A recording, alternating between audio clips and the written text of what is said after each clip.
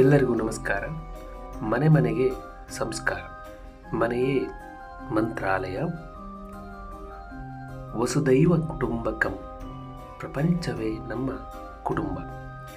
ದೇವರು ಸರ್ವವ್ಯಾಪಿ, ಮನೆ ಮನೆಯಲ್ಲೂ ಇದ್ದಾನೆ, ಮನದಲ್ಲೂ ಇದ್ದಾನೆ. ಸ್ವರ್ಗದಂತಹ ಮನೆಯಲ್ಲಿ ಮಕ್ಕಳೇ ದೇವರು.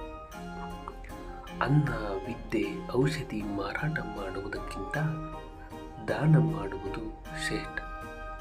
ನಮ್ಮ ದುರ್ಗುಣಗಳನ್ನು ತ್ಯಾಗ ಮಾಡಿದಾಗ ನಾವೇ ದೇವರಾಗುತ್ತೇವೆ. ಊಟ ಮಾಡುವಾಗ ಮನೆಯ ಇತರ ಸದಸ್ಯರನ್ನು ಕಾದು ಊಟ ಮಾಡೋಣ ಮತ್ತು ಅನ್ನದ ಭಾಗ್ಯ ನೀಡಿದ ರೈತರನ್ನು, ದೇವರನ್ನು ನೆನೆಯೋಣ. ಮನೆಯಲ್ಲೇ ಆಹಾರ ತಯಾರಿಸಿ ಎಲ್ಲ ಹಬ್ಬಗಳನ್ನು ಆಚರಣೆ ಮಾಡೋಣ. ನೀರು ಕುಡಿಯುವಾಗ ಕುಳಿತು ಕುಡಿಯೋಣ.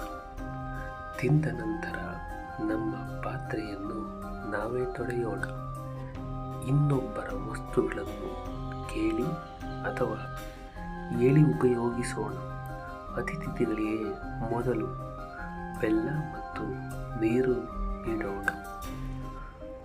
ಸೂರ್ಯೋದಯಕ್ಕೆ ಮುನ್ನ ಎದ್ದು ಕರಮಂತ್ರ ಪಠಿಸಿ ಸ್ವಲ್ಪವಾದರೂ ವ್ಯಾಯಾಮ, ಯೋಗ ಮಾಡೋಣ. ದಿನಕ್ಕೆ ಕನಿಷ್ಠ ಒಂದು ಬಾರಿಯಾದರೂ ದೇವರಿಗೆ ದೀಪ ಪ್ರಜ್ವಲಿಸಿ ಭಜನೆ ಮಾಡೋಣ. ಜನ್ಮದಿನದಂದು ಮನೆಯಲ್ಲೇ ತಯಾರಿಸಿದ ಅಡಿಗೆಯನ್ನು ದೇವರ ಮುಂದೆ ಇಟ್ಟು ಪ್ರಾರ್ಥಿಸಿ ಸ್ವೀಕರಿಸೋಣ. ಪಕ್ಷಕ್ಕೆ ಕೃಷ್ಣ ಅಥವಾ ಶುಕ್ಲ ಪಕ್ಷಕ್ಕೆ ಒಮ್ಮೆಯಾದರೂ ಉಪವಾಸ ಮಾಡೋಣ.